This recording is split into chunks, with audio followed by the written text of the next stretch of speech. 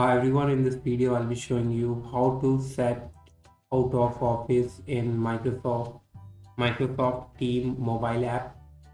So guys, this is our app and how to set out of office. You just need to tap on your profile. Now here are multiple options. First is the status. So to set out of office, you have to set away in status, and in that message you can say set your message like I am out of office. Kind of a message that you want to set for your team, and just need to tap on this tick option to save your status message. And you are done.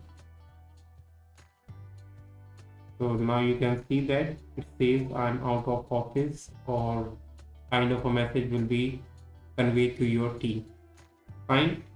So that's how you can do it. Hope you like it. Thanks for watching.